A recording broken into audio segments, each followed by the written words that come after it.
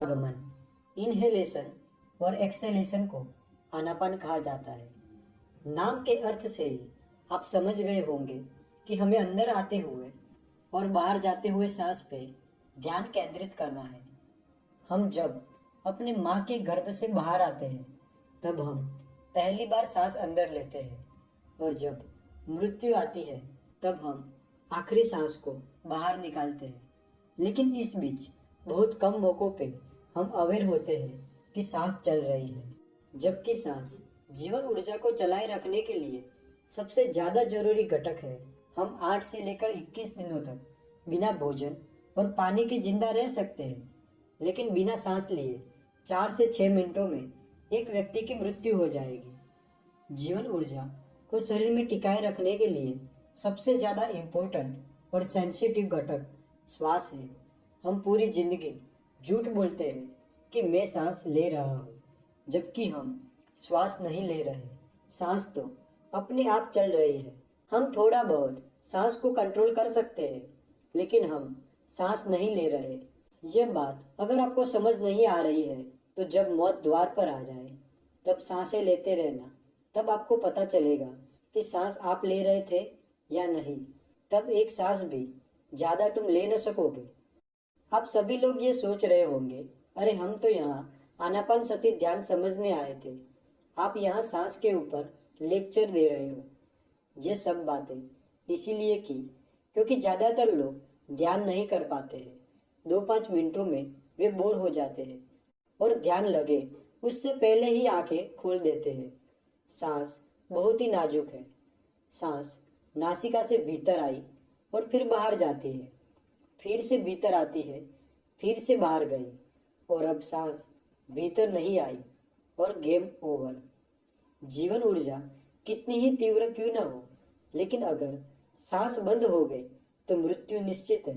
तो जब भी ध्यान के दौरान यह कहा जाए कि सांस को देखो, तब यह मन में रखो कि तुम सांस को नहीं बल्कि अपने जीवन और मृत्यु को देख रहे हो। आती हुई सांस जीवन है और जाती हुई सांस मृत्यु। अपना पूरा चित्त श्वास पे एकाग्रित हो जाना चाहिए। आइए आनापान सती ध्यान को डिटेल में समझते हैं। सबसे पहले पालथी लगाकर बैठ जाओ। हाथ जैसे वीडियो में दिखाई दे रहे हैं वैसे रखें। अपने बैकबोन को सीधा रखें, मुंह सामने की तरफ और आंखें बंद। पीठ को फोर्सफुली सीधा न रखें या सामने की तरफ झुका हुआ भी न रखें, वरना पीठ दर्द हो सकता है। हो सके तो पद्मासन या सिद्धासन पोस्चर में बैठें, जिससे आपकी पीठ अपने आप ही सीधी रहेगी। पीठ में दर्द ना हो इसलिए पीठ के पीछे कुशन रख सकते हो। इसके बाद आंखें बंद अपना पूरा ध्यान नासिका के द्वार पे रखें, जहाँ से सांस शरीर में प्रवेश कर रही है और बाहर जा रही है। मन नासिका के द्वार पर एक चित्त हो जाना चाहिए। यह जो अंदर बाहर हो रहा है वो सांस नहीं बल्कि आपका जीवन है। एक भी सांस बिना जानकारी के भीतर नहीं आनी चाहिए। एक पहरेदार की तरह भीतर आती और बाहर जाती हुई सांस को देखते रहे। अनुभव करें कि सांस लंबी चल रही है या छोटी चल रही है। सांस दाई या बाई नासिका छिद्र से चल रही है या फिर दोनों छिद्रों से श्वास का आवागमन हो रहा है। इसके प्रति मन को जागृत रखें। अपने आप से श्वास को तेज या धीमा नहीं करना है। श्वास अपने आप ही अंदर और बाहर हो रही है, बस उसे देखते रहना है। उसके प्रति मन को केंद्रित करना है। अपने मन को दृढ़ संकल्पवान बनाएं और सांस को देखते रहें। जीवन की सभी बातों को भुलाकर सांस को देखें कि जीवन की सबसे अनमोल चीज़ यह है जिसे मैं अभी अपनी नासिका पर अनुभव कर रहा हूँ। मन को श्वास से दूर भटकने ना दें। अगर मन में विचार शुरू हो जाए तो परेशान ना हो। इसे एक सामान्य बात समझकर फिर से पूरा चित्त नासिका पे केंद्रित करें और श्वास के आवागमन को अनुभव करें। अंदर जाती हुई सांस ठंडी और बाहर आती हुई श्वास हल्की सी गर्म होगी। यह सभी बात का अनुभव करें।